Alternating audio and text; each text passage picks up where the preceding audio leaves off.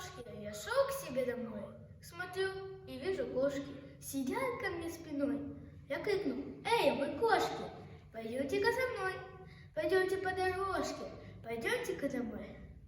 Скорее пойдемте, кошки, а я вам на обед из лука и картошки устрою винегрет».